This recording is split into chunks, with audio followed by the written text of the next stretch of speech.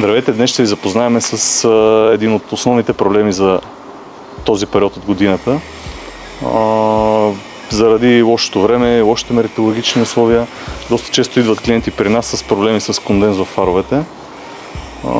Основните проблеми при по-новите автомобили са, че стъклата им се пукат, корпусите се пукат при най-малкия удар и оттам нататък фара се почва да се пълни с вода. Вследствие на проникналия конденс и вода в фаровете може да настъпат доста големи проблеми, като основните са горене на модули, горене на бушони, изгниване вътре на инсталации, лупи и така нататък. Тук имаме Mercedes GLE 63 AMG, дошъл с проблем с конденс в левия фар. От там нататък е изгоряло мигача и дневните светлини на левия фар, оттам и късите на десния фар. Проблема при фара има отзад проблем в корпуса, откъдето влиза вода. Ще отстраним проблема, ще отворим фара, ще го изчистим отвътре, ще поръчаме нов модул, който ще кодираме и ще решим всички проблеми за момента с този автомобил и фаровете му. Отделно от тези задачи ще ви покажем някои от нещата, които имаме да свършим тези дни. Тук имаме Volkswagen Charan за пълно възстановяване на фаровете. Преди това сме му сменили чисто нови кружки ксенонови. Тук имаме Jeep Grand Cherokee, готов за издаване. Отново пълно възстановяване на двата фара. Единия сме му сменили корпус и стъкло. Отделно сме сменили и кружки. От друго имаме Toyota Avensis за възстановяване на фаровете и смяна на кружките. Mazda 6 с проблем в реглажите. Mercedes E-класа 213, щатска, за обръщане на стандарта на задните светлини.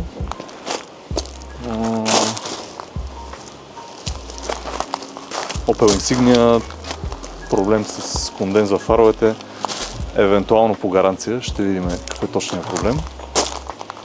Mercedes E-класа 213, тук има проблем с единия диод на дневните светлини не работи. Разгубили сме фара, дали сме платката с диодите за ремонт и чакаме да стане. Следващата кола, която имаме. Типичният проблем BMW 5 F10 с конденс в единия фар. Оттам проблем с Angel Eyes, мигачите и адаптивната функция.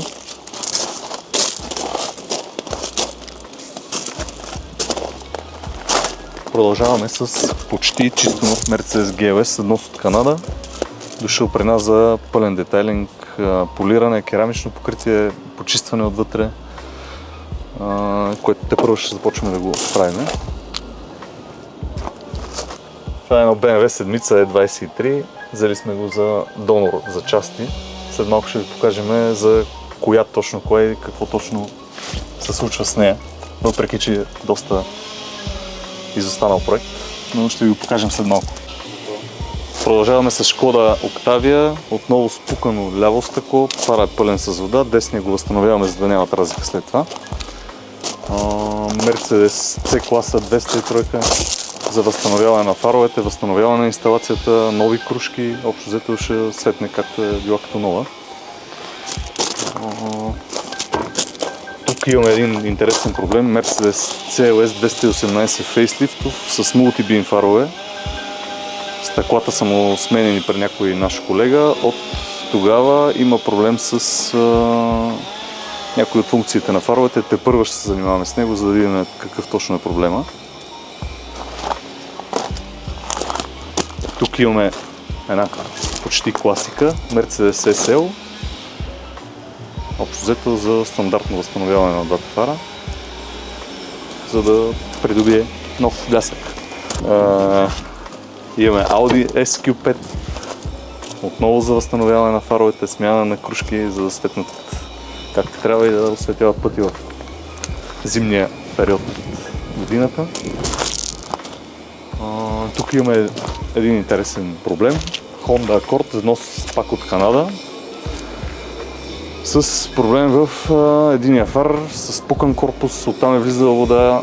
Проблема е, че няма къси и дълги. Възстановили сме модула на фара.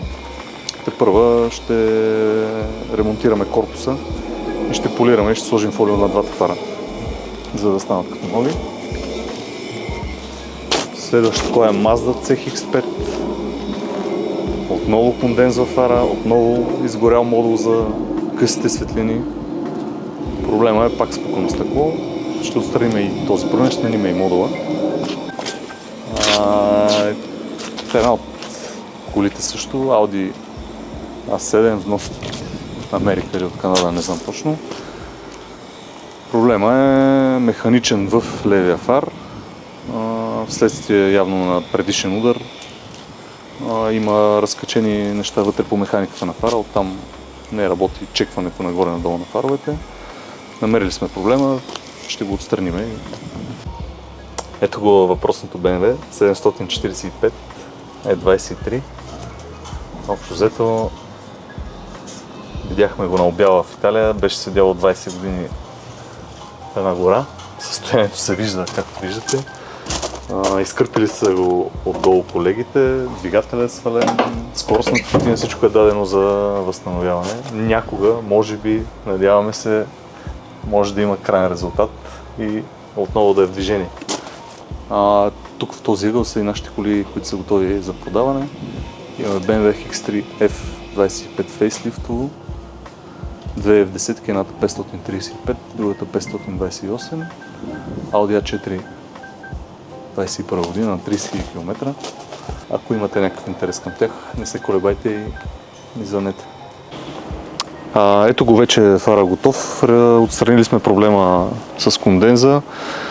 Имаше проблем отзад по корпуса, залепили сме го и вече няма да има проблем. В момента чакаме само модула от Mercedes да дойде, да го кодираме и след това да качим фара.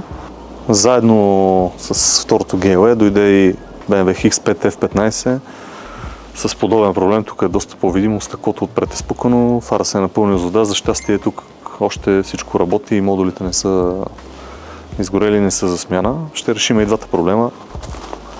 При G30-ката фейслифтовата сменихме стъклото с чисто ново. Залепихме фолио на новото стъкло, другия фар сме го полирали, фолио сме му сложили. Тук проблеми с модулите нямаше, затова сме ги монтирали, регулирали и всичко е наред в момента с колата. Ако и вие имате проблем с конденз в фаровете или с спукани стъкла или корпуси на фаровете, проблем с модулите, може да се свържете с нас. И да ни последвате в нашите страници в Facebook, Instagram, TikTok и на нашия сайт.